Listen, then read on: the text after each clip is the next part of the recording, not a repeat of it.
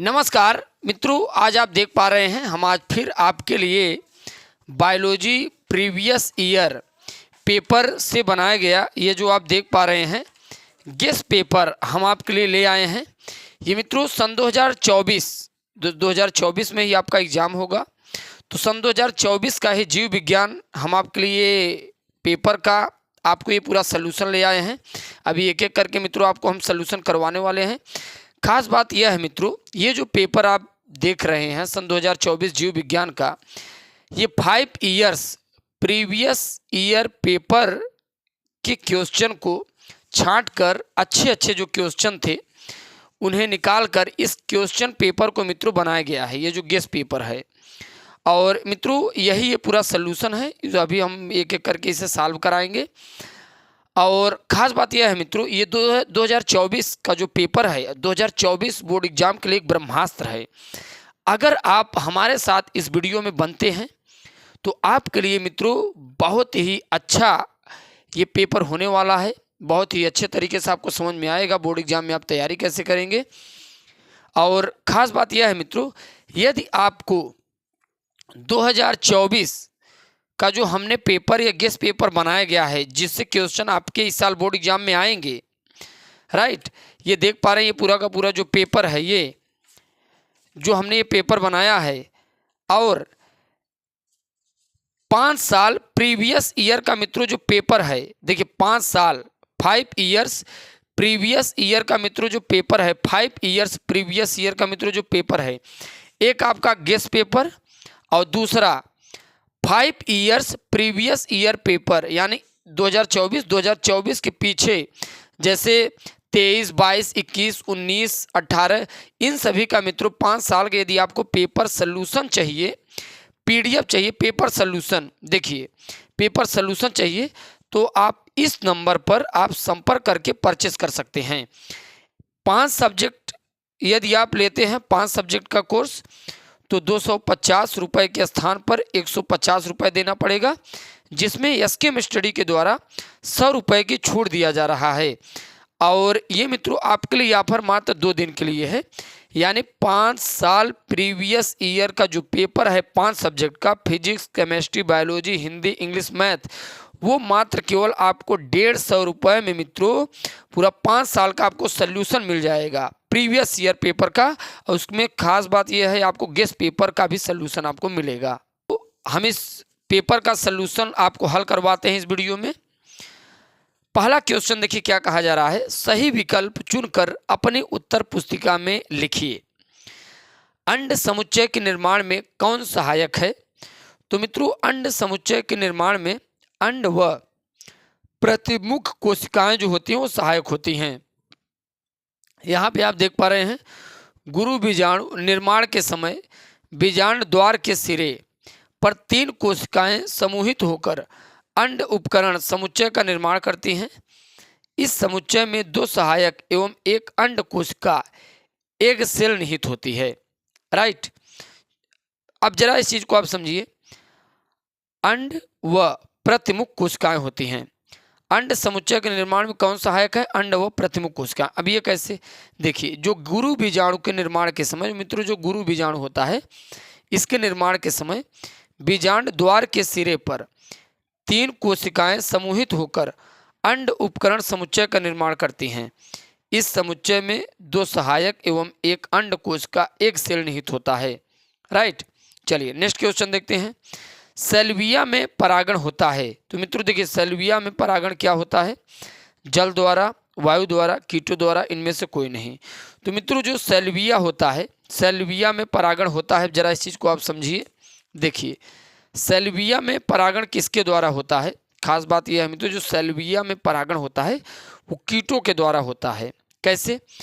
कीट परागण में जब कीट जैसे बर्रई, मधुमक्खी आदि पुष्प के एंथर पर बैठते हैं तो इनके सतह से परागकण चिपक कर दूसरे पुष्प पर इन्हीं के द्वारा जाते हैं एवं परागण को दूसरे पुष्प के वर्तिकाग्र पर छोड़ देते हैं। बात समझ में आ रही है? इस प्रकार पौधों में कीट परागण होता है। पौधे के सुगंध एवं रंग कीटों की अपनी ओर आकर्षित करते हैं। बात समझ में आ रही है। देखिए, कीट परागण में जब कीट जैसे बर्रई, मधुमक्खी आदि पुष्प के एंथर पर बैठते हैं। भाई देखिए, परागण क्या है? परागण मित्रों, जब एक पुष्प के परागकण दूसरे पुष्प के वर्तिकाग्र पर जाते हैं तो इस क्रिया को परागण कहते हैं। अगर ये कीटों के द्वारा हो रहा है तो इसे कीट परागण कहेंगे। जैसे बर्रई, मधुमक्खी आदि पुष्प के एंथर पर बैठते हैं तो इनके सतह से पराग के कण चिपक कर दूसरे पुष्प पर इन्हीं के द्वारा जाते हैं एवं परागण को दूसरे पुष्प के वर्तिकाग्र पर छोड़ देते हैं। मित्रों, जो परागण होते हैं उन्हें दूसरे पुष्प के वर्तिकाग्र पर क्या करेंगे? छोड़ देंगे। इस प्रकार पौधों में कीट परागण होता है। मित्रों, इस प्रकार पौधों में कीट परागण होता है। पौधे के सुगंध एवं रंग कीटों की अपनी ओर आकर्षित करते हैं। उदाहरण मित्रों, जैसे देखिए, उदाहरण क्या है? सैल्विया है, अंजी है, गुड़हल है और रेफ्लेसिया है। ये बात समझ में आ रही है। अब मित्रों यहाँ पर ध्यान दीजिए, प्रदूषण के मुख्य कारक क्या हैं? इस चीज को आपको समझना चाहिए। प्रदूषण के मुख्य कारक मित्रों पादप, जंतु, मनुष्य, इनमें से कोई नहीं। तो आप मित्रों ये जानते हैं जो प्रदूषण का मुख्य कारक होता है वो मनुष्य होता है। अब जरा इस चीज को आप समझिए कैसे मित्रों मनुष्य है। इस मित्रों पृथ्वी पर जो सबसे अधिक वर्तमान समय में प्रदूषण दिन पर दिन फैलता जा रहा है, उसके प्रदूषण का जो सबसे बड़ा कारण है मनुष्य है। आखिर में ये कैसे? मनुष्य पर्यावरण का सर्वश्रेष्ठ प्राणी है। आज का मनुष्य पर्यावरण पर लगभग पूरी सतह से कब्जा कर चुका है। नगरीकरण, औद्योगिकीकरण एवं आधुनिकीकरण के कारण पेड़ों की अंधाधुंध कटाई, पेड़ों की मित्रों जो अंधाधुंध कटाई है, अब जरा आप ध्यान दीजिए, पेड़ों की अंधाधुंध कटाई न केवल जीवों का प्राकृतिक आवास नष्ट कर रहा है बल्कि जलवायु परिवर्तन का भी बहुत बड़ा कारण है। तो मित्रों आप समझ सकते हैं वर्तमान समय में कई कारखानों में उपयोग होने वाले जो वृक्ष होते हैं, इनकी जब अंधाधुंध कटाई होगी, जब पृथ्वी का श्रृंगार ही नहीं रहेगा, वृक्ष ही नहीं रहेंगे, तो आप समझ सकते हैं मित्रों जलवायु कितना बड़ा प्रदूषण जलवायु में फैल सकता है, पृथ्वी पर कितना बड़ा प्रदूषण फैल सकता है। तो यही कारण है, इस प्रदूषण का सबसे बड़ा जो कारण है वो मनुष्य है। लाइकेंस में फंगस तंतु पोषण प्राप्त करते हैं। लाइकेंस में फंगस तंतु पोषण प्राप्त करते हैं वायु से, शैवाल से, मिट्टी के कार्बनिक पदार्थों से, इनमें से कोई नहीं। लाइकेंस में फंगस तंतु पोषण प्राप्त करते हैं। तो यहाँ पर आपको ध्यान देना चाहिए, बी नंबर ऑप्शन सही है, शैवाल से। जरा आप समझिए, लाइकेंस सहजीविता का उदाहरण। इस संबंध में कवक शैवाल को अकार्बनिक खनिज तत्व प्रदान करता है, जबकि शैवाल प्रकाश संश्लेषण द्वारा भोजन पोषक तत्व कवक को प्रदान करता है। ये बात समझ में आ रही है। देखिए, लाइकेंस में फंगस तंतु पोषण प्राप्त करते हैं। अब इस चीज को जरा आप समझिए, लाइकेन सहजीविता का उदाहरण। इस संबंध में कवक शैवाल को अकार्बनिक खनिज तत्व प्रदान करता है, जबकि शैवाल प्रकाश संश्लेषण द्वारा भोजन पोषक तत्व कवक को प्रदान करता है। राइट। आखिर में बाह्य निषेचन क्या है? ये भी मित्रों आपके बोर्ड एग्जाम में कई साल ये क्वेश्चन भी बना हुआ है। बाह्य निषेचन क्या है, इसके एक एक उदाहरण को स्पष्ट करना है। जरा आप समझने का प्रयास कीजिए, बाह्य निषेचन है क्या? जब निषेचन क्रिया मादा शरीर से बाहर होती है तो इसे बाह्य निषेचन कहा जाता है। मित्रों जरा आप ध्यान दीजिए, बाह्य निषेचन किसे कहते हैं?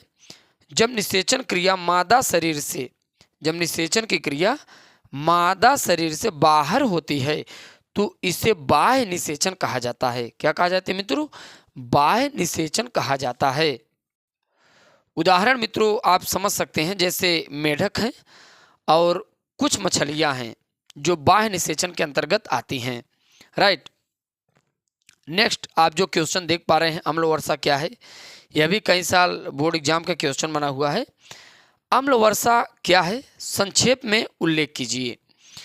विभिन्न यौगिक जैसे sulphur dioxide, nitrous oxide, carbon dioxide आदि वायुमंडल में ऑक्साइड जल के साथ रासायनिक क्रिया के फलस्वरूप सल्फ्यूरिक अम्ल, नाइट्रिक अम्ल आदि बनाते हैं, जो जल की बूंदों के साथ पृथ्वी पर आता है।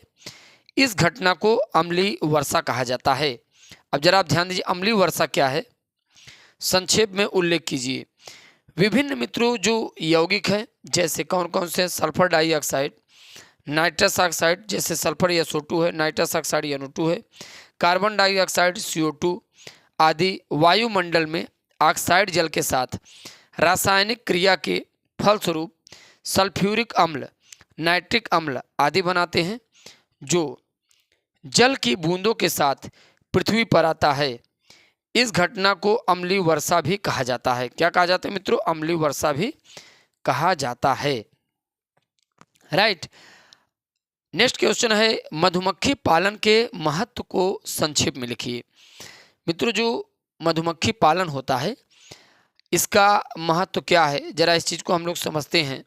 मधुमक्खी पालन को अगर संक्षेप में लिखना है, मधुमक्खी पालन का आर्थिक दृष्टि से निम्नलिखित महत्व है। क्या क्या महत्व है?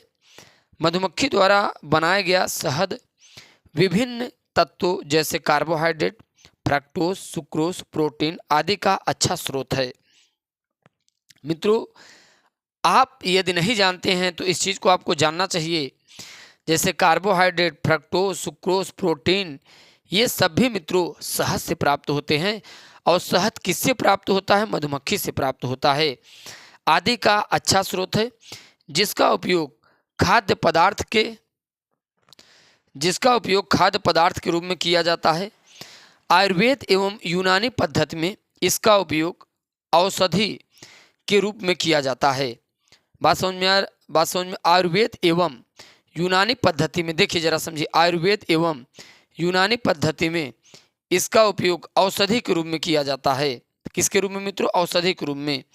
यह सर्दी, बुखार, खांसी को ठीक करने में असरदार है। जरा आप समझिए, आयुर्वेद एवं यूनानी पद्धति में इसका उपयोग औषधि के रूप में किया जाता है। यह सर्दी, बुखार, खांसी को ठीक करने में असरदार होता है। मित्रों, आप समझ सकते हैं कि जो शहद होता है कितना अच्छा इसका उपयोग है। आयुर्वेद में, यूनानी पद्धति में इसका उपयोग औषधि के रूप में किया जाता है। यह सर्दी, बुखार, खांसी को ठीक करने में भी असरदार होता है। नेक्स्ट क्वेश्चन आपको समझना चाहिए। नेक्स्ट क्वेश्चन का आंसर क्या है? सौंदर्य प्रसाधन के तौर पर मोम एवं शहद का प्रयोग किया जाता है। मोम का प्रयोग साबुन, मोमबत्ती आदि बनाने में भी किया जाता है। राइट।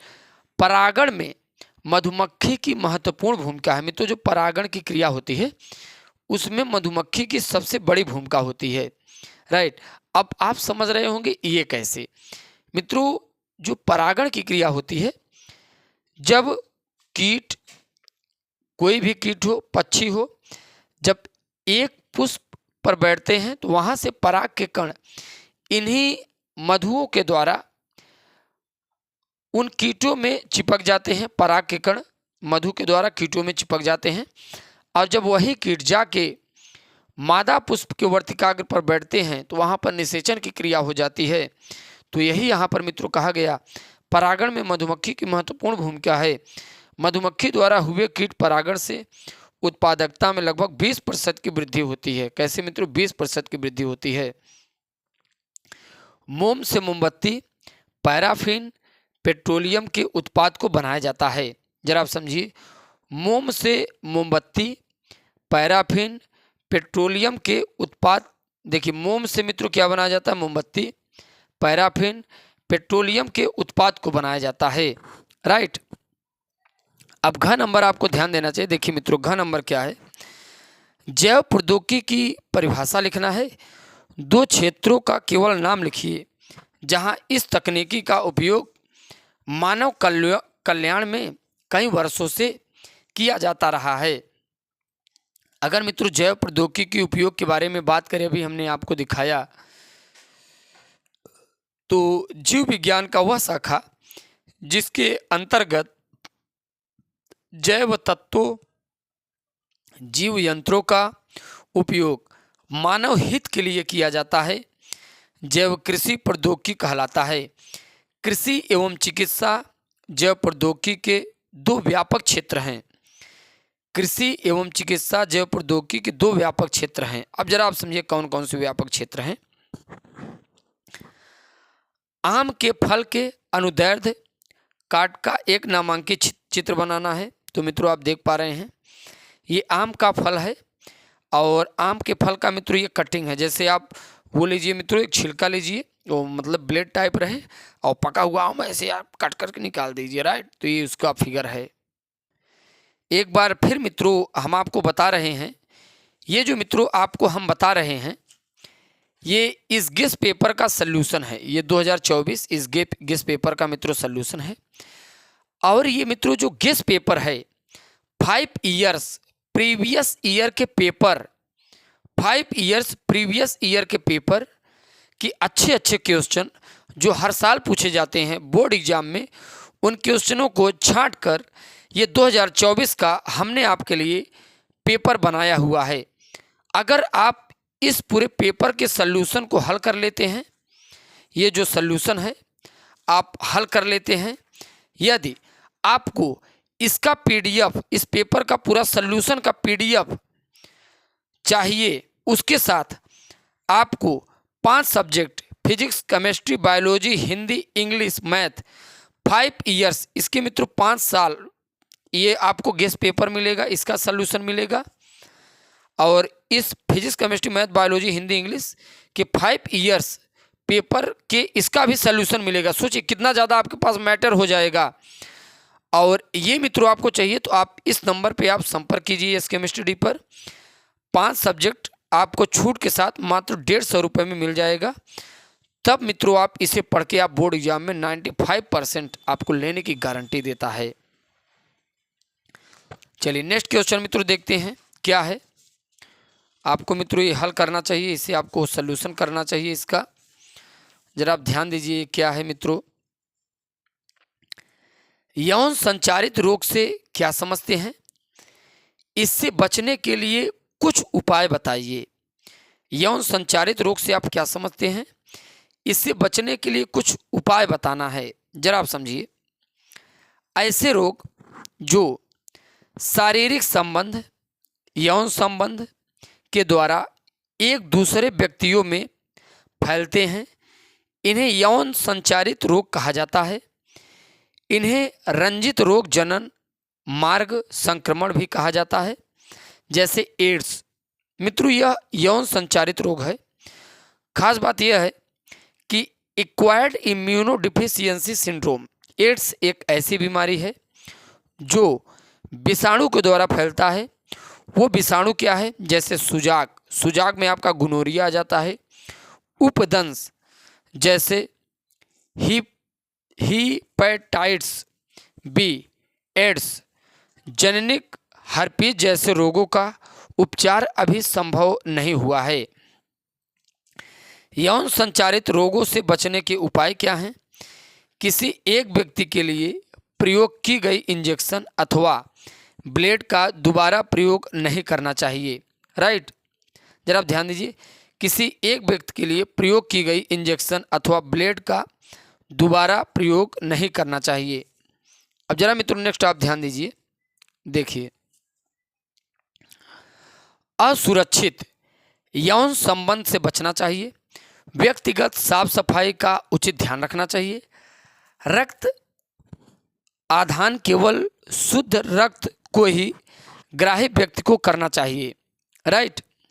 अब मित्रों आप नेक्स्ट ध्यान दीजिए, मेंडल के प्रभावित नियम को आरेखीय प्रतिरूपण द्वारा स्पष्ट कीजिए। मित्रों देखिए, मेंडल के प्रभाविता नियम को आरेखीय प्रतिरूपण द्वारा स्पष्ट करना है। अभी आप स्पष्ट कैसे करेंगे, जरा आप ध्यान दीजिए। प्रभाविता का नियम क्या है? यह एक संकर संकरण है जिसमें एक जोड़ी विरोधी लक्षणों का संकरण कराया जाता है। जब दो समयुग्म की नस्लों मित्रों देखिए, प्रभाविता का नियम क्या है, जरा आपको हम इसे एक सिंपल वे में समझा दे रहे हैं, आपको समझ जाएंगे। मित्रों प्रभाविता का नियम एक ऐसा नियम है जब पिता और माता का लक्षण बेटे में जाता है तो पिता और माता के दोनों के लक्षण में से जिस लक्षण का जीन ज़्यादा प्रभावी होगा वही बेटे के अंदर लक्षण उत्पन्न होगा। जैसे पिता की लंबाई अधिक है, माता की लंबाई कम है, तो बेटे की जो लंबाई होगी वो पिता के जैसे होगी, क्योंकि मेंडल ने कहा जो प्रभाविता का नियम है वो प्रभावी लक्षण का जीन अधिक प्रभावी होता है। तो इसी के साथ साथ मित्रों ये वीडियो हम समाप्त करते हैं और आप हमारे चैनल को सब्सक्राइब कीजिएगा। जय हिंद, जय भारत।